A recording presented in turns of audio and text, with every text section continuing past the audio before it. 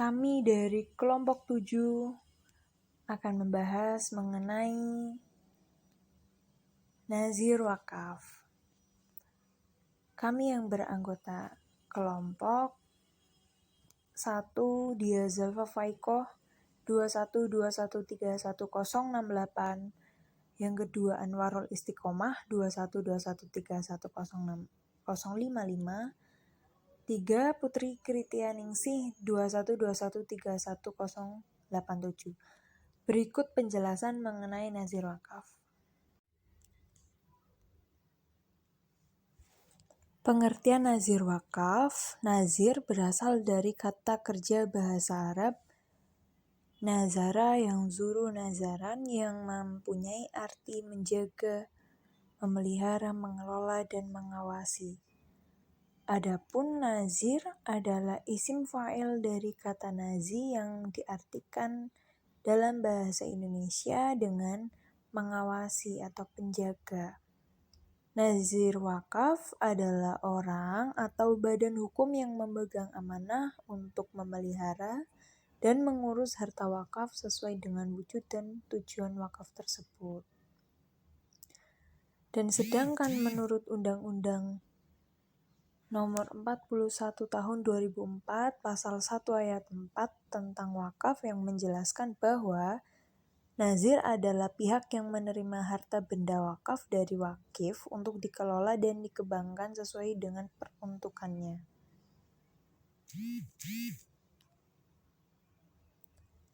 Asas A.A. Faizi berpendapat, sebagaimana dikutip oleh Dr. Uswatun Hasanah, bahwa kewajiban nazir adalah mengerjakan segala sesuatu yang layak untuk menjaga dan mengelola harta.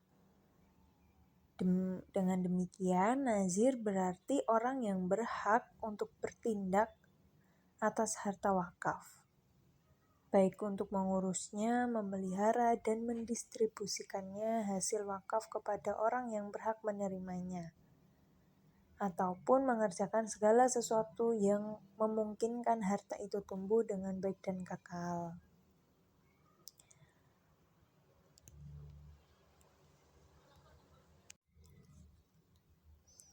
Adapun tugas nazir yaitu 1. Melakukan pengadministrasian harta benda wakaf, kemudian mengelola dan mengembangkan harta benda wakaf sesuai dengan tujuan, fungsi, dan peruntukannya, serta mengawasi dan melindungi harta benda wakaf dan melaporkan pelaksanaan tugas kepada Kementerian Agama dan PMB.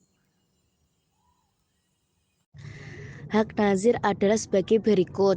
Yang pertama ialah nazir dapat menerima imbalan dari hasil bersih atas pengelolaan dan pengembangan harta benda wakaf yang besarnya tidak melebihi 10%. Dan yang kedua, nazir memperoleh pembinaan dari Menteri Agama dan Badan Wakaf Indonesia yang terdapat dalam Undang-Undang Nomor 41 Tahun 2004. Selanjutnya, sesuai Undang-Undang Perwakafan yang dikeluarkan tahun 2004, syarat-syarat menjadi nazir perorangan adalah sebagai berikut. Yang pertama, warga negara Indonesia tidak terhalang melakukan perbuatan hukum. Yang kedua, beragama Islam. Yang ketiga, dewasa dan amanah. Yang keempat, mampu secara jasmani dan rohani. Dan yang terakhir, tidak terhalang melakukan perbuatan hukum. Pembahasan selanjutnya mengenai syarat nazir organisasi. Yang pertama, pengurus organisasi yang bersangkutan memenuhi syarat-syarat nazir perorangan. Seperti yang telah disebutkan, seperti warga negara Indonesia tidak terhalang melakukan perbuatan hukum, dewasa dan amanah, beragama Islam, mampu secara jasmani dan rohani. Yang kedua, organisasi yang bersangkutan bergerak di bidang sosial, pendidikan, kemasyarakatan, dan atau keagamaan Islam. Syarat untuk nazir badan hukum. Yang pertama, pengurus organisasi yang bersangkutan memenuhi syarat-syarat nazir perorangan. Yang kedua, badan hukum Indonesia yang dibentuk sesuai dengan peraturan perundang-undangan yang berlaku.